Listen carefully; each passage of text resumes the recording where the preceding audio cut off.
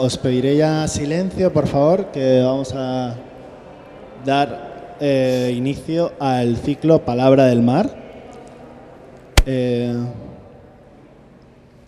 Tenemos a María Elena Higueruelo y a Juan Gallego Benot para dar comienzo a este inicio, a este ciclo Palabra del Mar, donde nos irán visitando poetas menores de 30 años.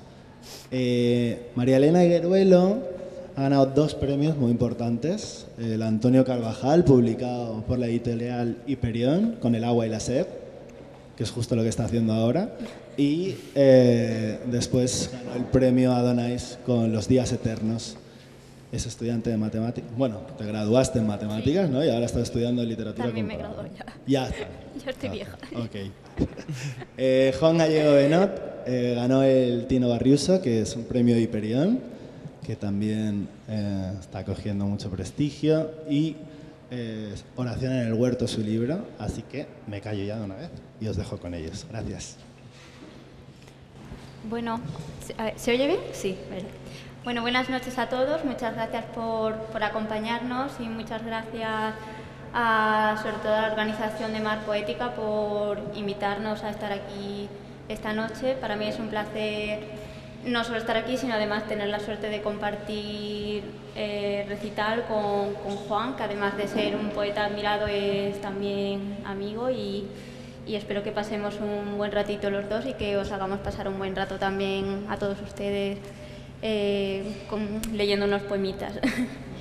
Yo voy a leer algunos poemas de mi libro Los días eternos, que ya ha presentado Javier.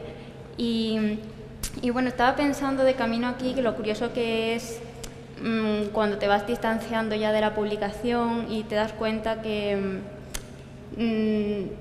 lo que tú querías hacer en un libro al fin y al cabo también se emancipa un poco de tus propias intenciones. Y me acuerdo yo la primera vez que me preguntaron, bueno, ¿y tu libro de qué va? Y yo dije, pues, no sé, un libro de poesía no se cuenta tanto como un libro narrativo. Y la segunda vez que me preguntaron, ¿tu libro de qué va? Dije, bueno, pues es un libro, supongo, sobre el tiempo y sobre crecer. Y con el tiempo he ido matizando un poco en cada lectura en público sobre... He meditado mucho sobre que el libro, y creo que no es tanto un libro sobre el tiempo ni del paso de la infancia a la madurez como muchas veces se ha presentado, sino un libro más sobre la experiencia en el tiempo y sobre la maduración más que de la madurez porque atiende no tanto a los acontecimientos que te hacen crecer, sino a cómo se experimenta ese crecimiento desde la conciencia y la subjetividad, y creo que es, al fin y al cabo, un atender a una relación dialéctica entre el yo que somos actualmente y otros yoes que han sido y otros yoes que querríamos ser, un yo deseado, un yo imaginado.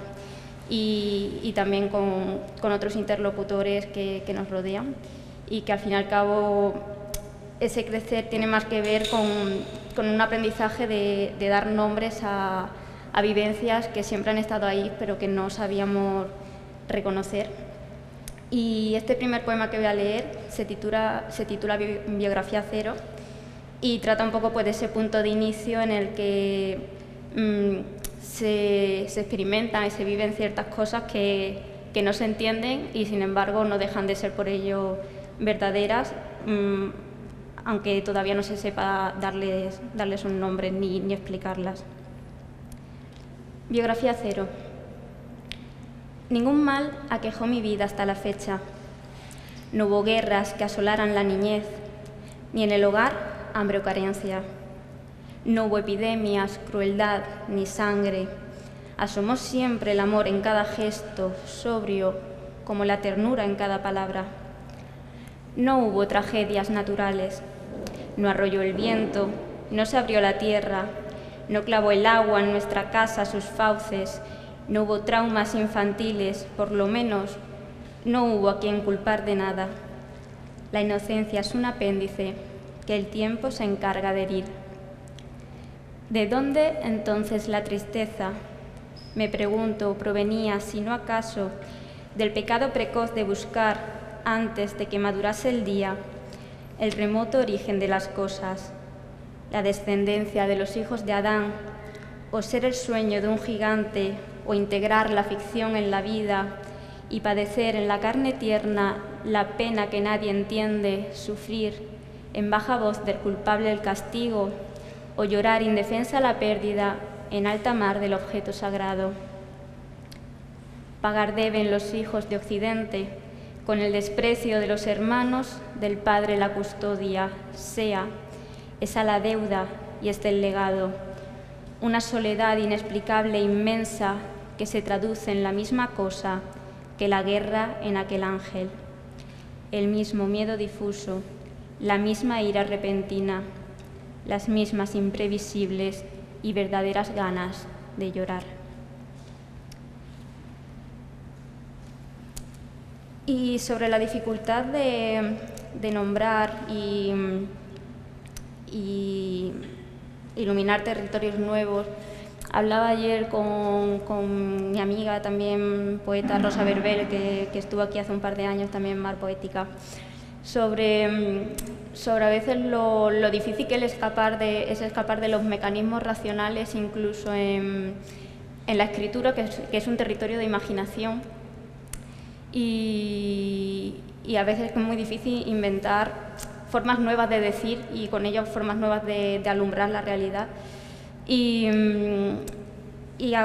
pensando en eso, he pensado en este poema que trata un poco sobre un evento histórico que a mí me parece muy poético y muy inspirador, que tiene que ver con el descubrimiento de los números inconmensurables por parte de los pitagóricos y cómo todo eso supuso un cuestionamiento de sus paradigmas y obligó a toda una cultura a replantearse un nuevo modo y nuevos esquemas de comprender la realidad con la que trabajaban.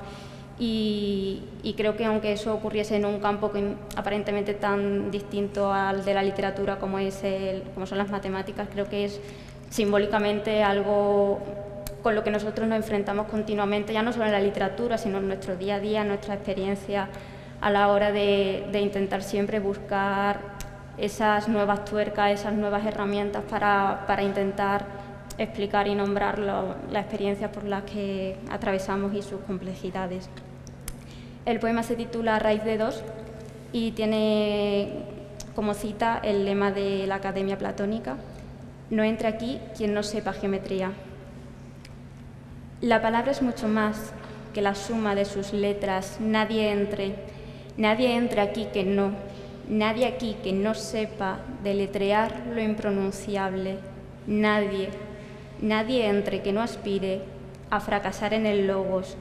Restari, antifairesis infinita, residuo inconquistable. Entre aquí quien ya sepa de la inconmensurabilidad de las cosas que crecen hacia adentro y cuando crea tener la solución, atienda las palabras del oráculo.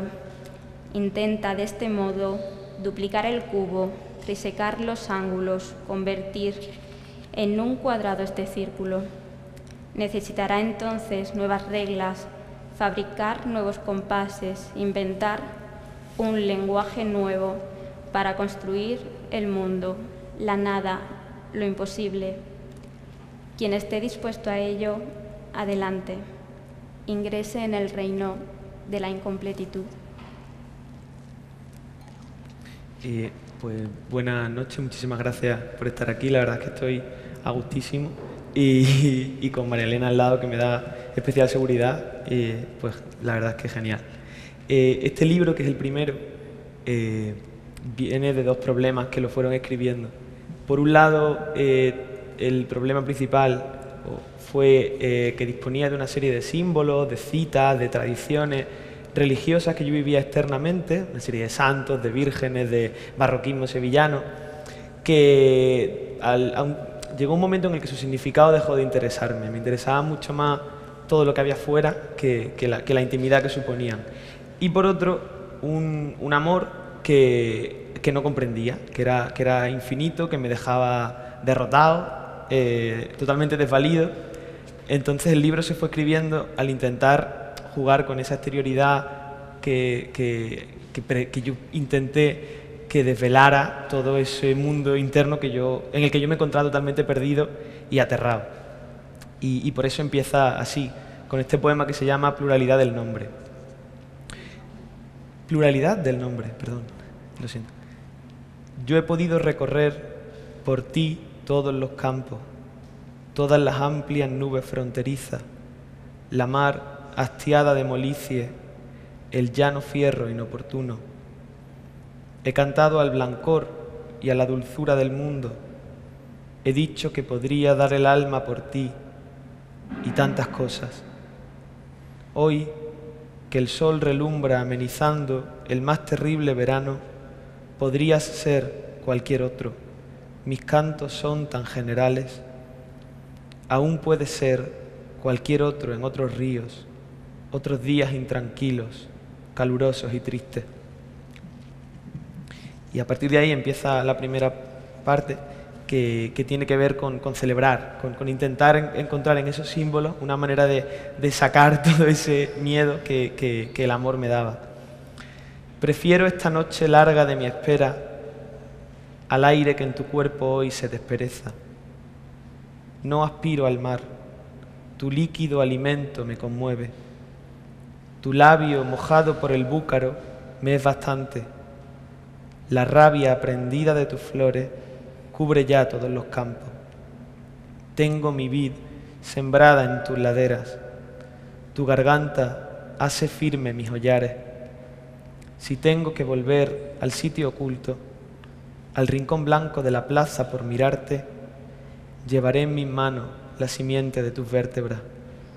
Sabré dolerme, amor, podré aguardar al fruto que madura en el verano. La alegre primavera está escuchando al mirlo que tranquilo me mantiene. Yo creo que esto que dice Juan es algo que probablemente muchos en nuestra generación y que hayamos compartido una infancia, adolescencia similar, creciendo en un entorno de un imaginario religioso, ya sea de una forma más cercana o más simplemente circunstancial por las costumbres de los lugares en los que crecimos. Llega un momento en el que se plantea la pregunta que dice Juan, es un imaginario que también es nuestro, pero que a lo mejor sus significados ya no nos valen y tenemos que revisitarlo desde otros lugares. Y yo no tengo una relación con otros sentidos, pero también comparto ese pensamiento en la relación, por ejemplo, con los textos bíblicos, que es algo que yo, por ejemplo, mantenía un lugar muy residual en mi memoria respecto a las tardes de catequesis siendo pequeña. Y luego, en un momento, redescubrí la Biblia como literatura y me pareció una fuente nueva de imaginación y de pensamiento. Y sí es que es verdad que, por ejemplo, en este libro también hay mucho diálogo con esa tradición. Y bueno, un ejemplo es este poema que se titula Dentro del pez y que está dedicado a mi amigo y también poeta Fran Navarro. Daga de sal, ácido y verbo, también la luz duele, también la luz es insoportable, insostenible, insuficiente. No la quiero, no quiero. Este gusano de fuego que devora mis pupilas como papel vegetal, borde calcinado de la nada. No quiero, no puedo, no sé, caminar encorvada bajo el peso de un albatros muerto en la garganta. Repudio al ave, invoco al pez, vientre casa, vientre silencio, vientre donde desnacerse, desnadarse, deshacer la palabra, gestar, gesto creador, crear, no a mi imagen, sino de mi imagen, no copia, prolongación. Dentro del pez, metamorfosis, destruir la luz, construir la luz. También la muerte es. Ser madre es amar a los malos poemas. Ser poeta es sacrificar a los hijos. Abraham o Medea, Abraham o Medea. Ahora, Jonás, irás a Nínive.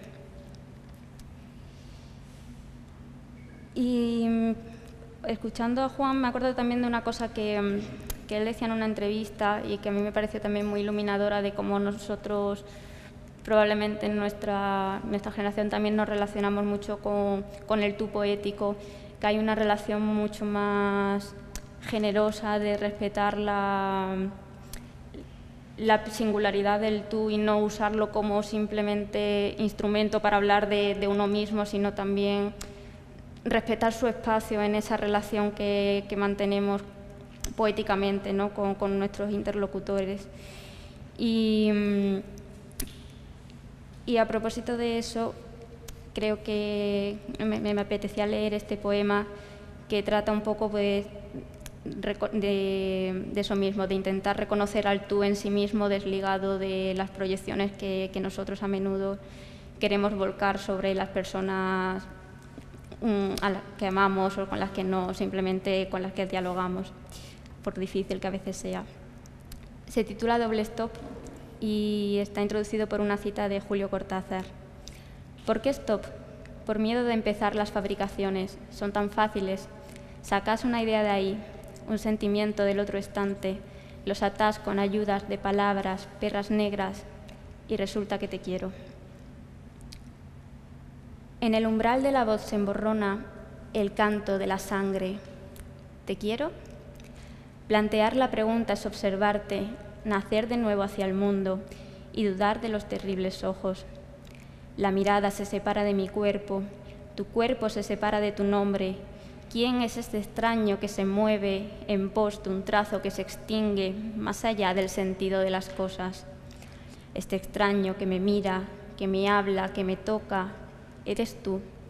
Roce, palabra, gesto que me crea y me devuelve con sutileza al lugar de la materia y de la forma, y me pregunto, ¿por qué me rescatas del otro lado de la vida y en ti me reconozco como signo? ¿Resulta que te quiero? Vuelve a deshacerte otra vez, criatura remota hacia lo raro. El amor es un cristal y no un espejo. Dilúyete y restáurate ante mí. Por ti mismo no permitas que yo perfile tu contorno paralelo a mi figura. No deseo verme a través de ti, solo a ti ansío ver. Ser verdadero, revelado tras la lente que altera la costumbre, ya no te miro, te contemplo, y en mis entrañas tu imagen tiembla como una lágrima en el pétalo cuando se abre la mañana. Sueño inaprensible, ya te esfumas y dejas solo la intuición. No importa, baste eso para pronunciar esta breve oración honesta. Te quiero, como solo puede quererse la eternidad que dura un segundo. A mí me cae muy bien Jonás, pero el primero, el que desobedece, porque creo que es algo que los héroes saben siempre, ¿no? Que al final se cumplirá el destino, pero él desobedece. Y a mí hay muchas palabras que muchas veces por nerviosismo me apetece desobedecerlas, me gustaría que no significara lo que significan. Entonces escribí un poema que ahora lo leo y me parece un poco fallido porque claro, no lo consigo, significan lo que son y ya está, pero bueno, yo lo intenté. Aún te guardo en mi conciencia como ser único entre los hombres. Mi amado muchacho, caña dulce en este fruto, savia nueva, raza nueva, luz de la tierra, posada de la paz, hombre, cauce de mi cuerpo y hombre, pájaro del aire que corona con redobles el grito triste en la presencia. Y sobre la extrañeza, que a mí es un tema que, bueno, sabes que me encanta y creo que tú ahí lo tratas de una manera preciosa, tengo otro poema breve que dice: tiene tu nombre en mi boca un ruido claro de alondra elevada y desnuda, la lluvia en ellos refleja el alba, tú cantas. Vuelan las alas del aire, regando sangre con agua, limpias mi llanto verde, la mar se alza al alma.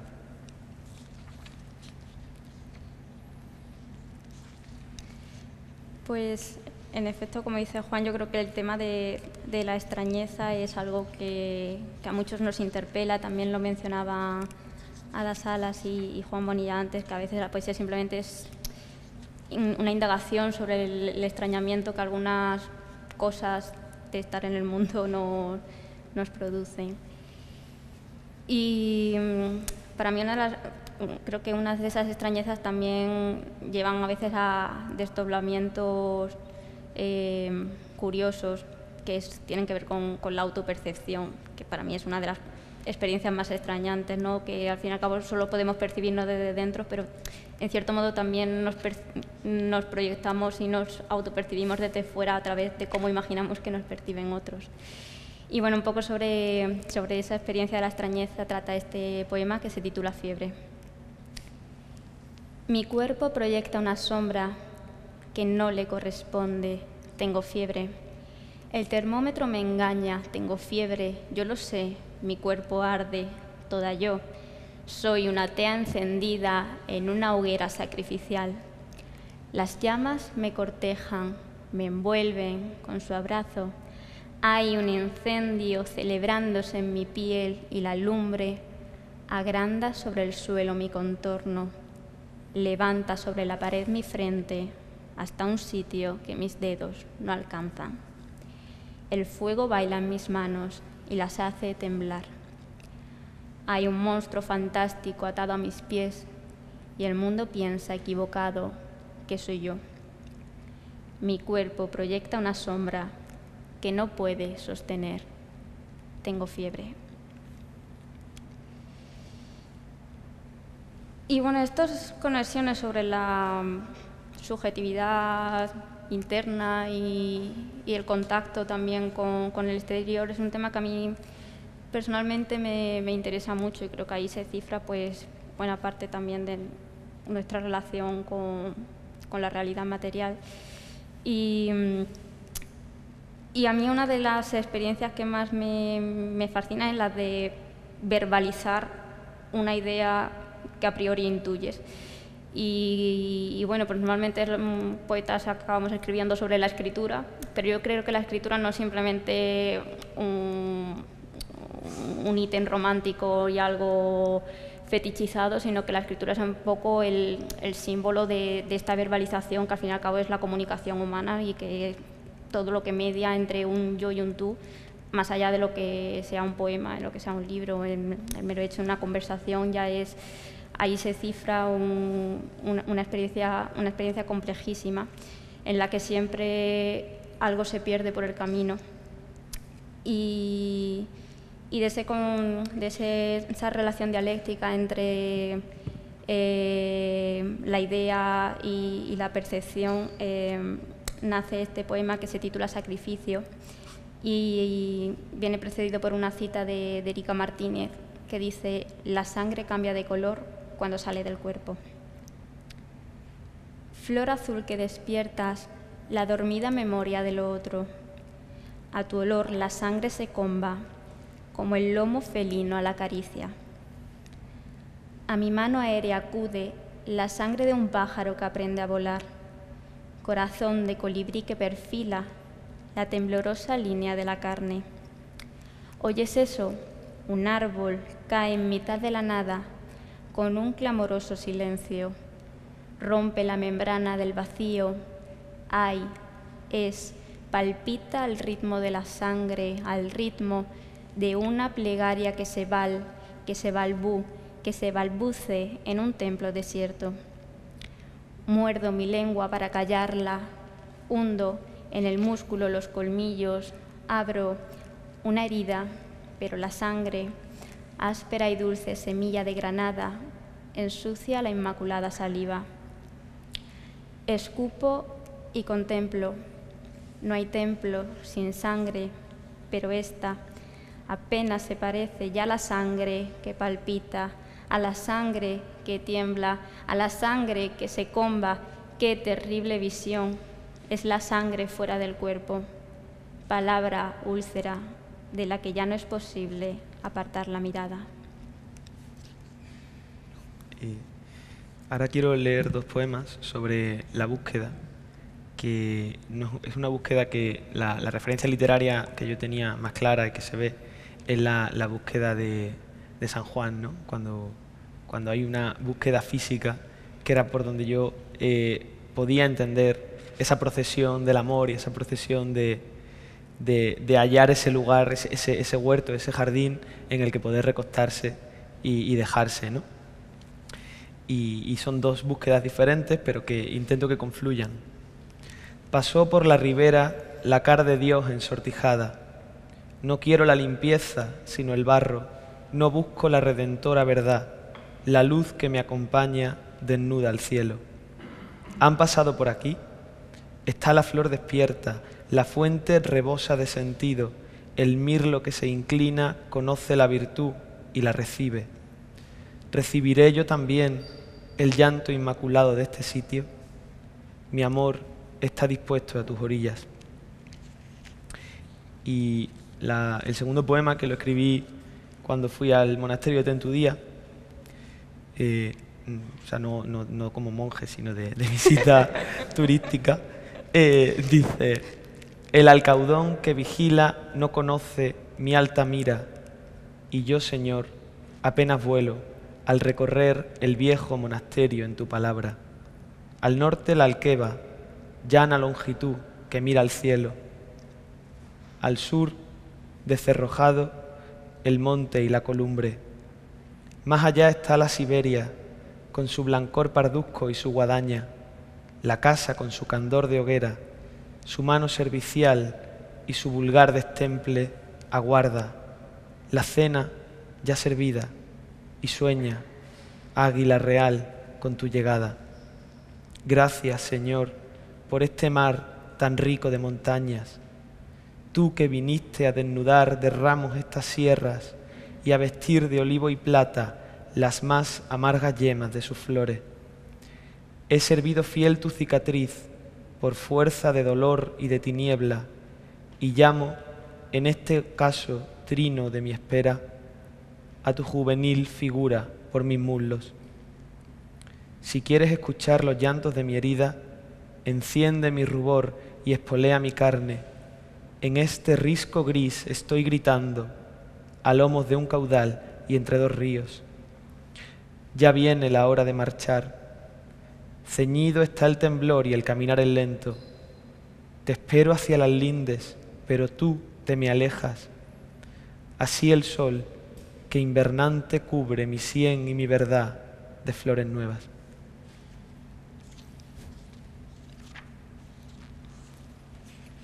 Perdón, ¿cuánto tenemos para...?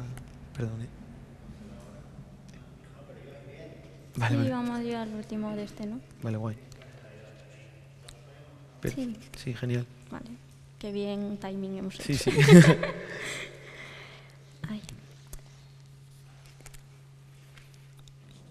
Pues estaba yo pensando que después de cada poema de Juan es que apetece guardar un momento de silencio, porque son poemas Sí. muy evocadores y muy... A mí me inspiran eso. y bueno, hablaba Juan de la búsqueda y yo creo que este poema trata un poco también sobre eso. Se titula Invocación.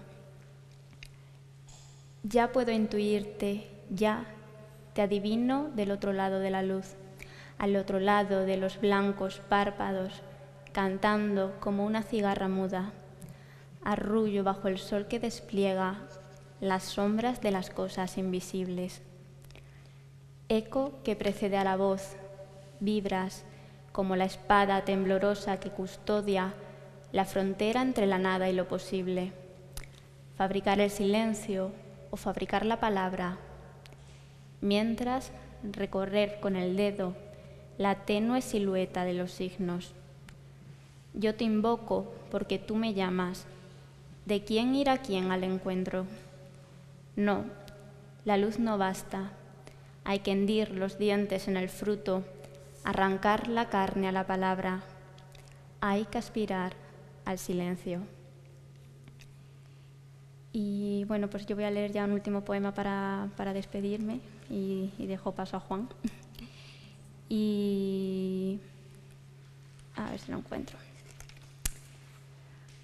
Pues bueno, retomando un poco lo que decía al principio y la necesidad a veces de inventar palabras y reglas nuevas para hablar de ciertas cosas, termino con este poema que tiene un poco de esa parte lúdica de la escritura y que retoma un poco ese espíritu infantil de inventar palabras, pero a la vez teniendo muy presente que esas invenciones no siempre son fruto de la inocencia, sino que a veces son necesarias para hablar de ciertas formas de violencia.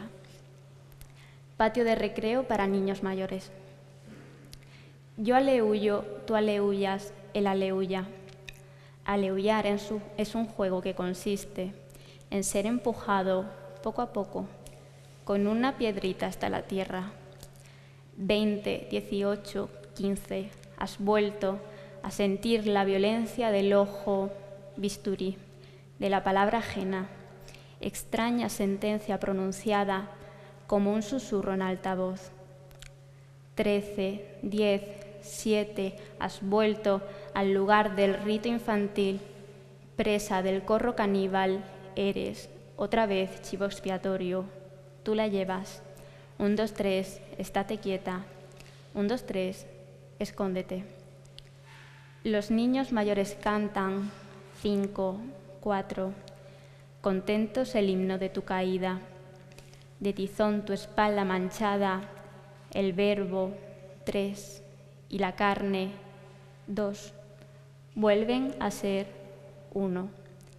Estás demasiado callada.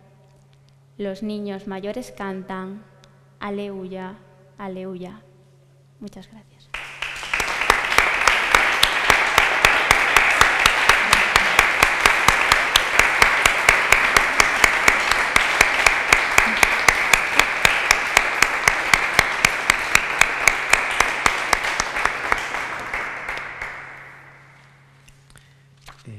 Qué bonito.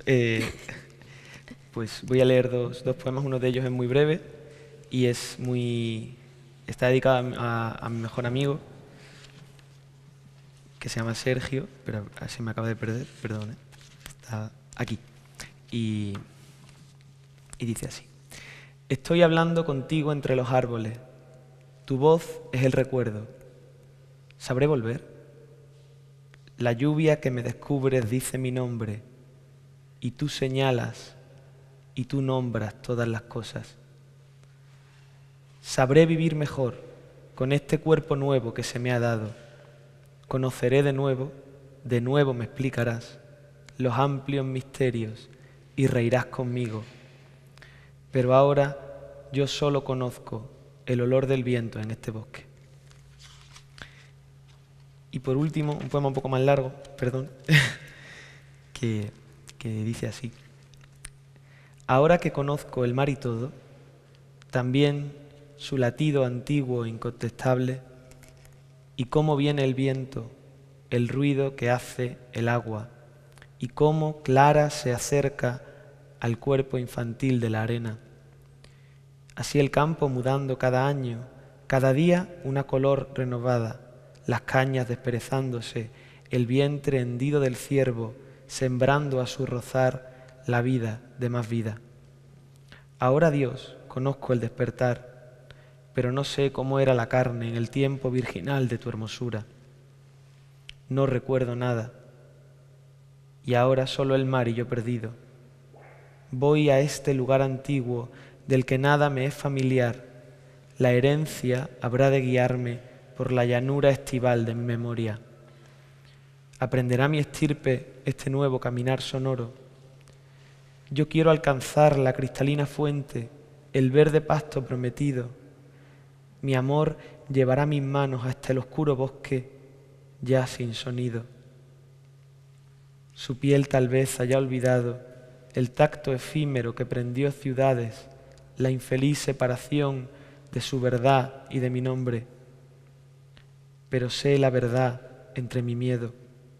Su candor sabrá decir el canto de las cosas y aprenderé a ver crecer las flores.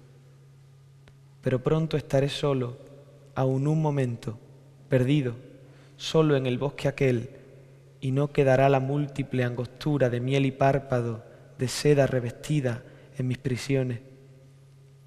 Y cuando me liberes de mí, en ese instante, al desnudarlo todo, al provocar el grito intransferible, ¿qué hará mi amor? ¿Sabrá ascender por la temida escala hasta mi olvido? Este subir tan lento, su presencia alejándose como un niño, como un árbol, entre la música anciana que callará cuando más la necesite, y estos días que quedarán invisibles cuando me olvide de todas las palabras, y así esperar en tus umbrales, a la vuelta de mi amor, mirando al cielo, vuestras sombras apenas discerniendo entre la limpia ausencia de los árboles. Muchas gracias.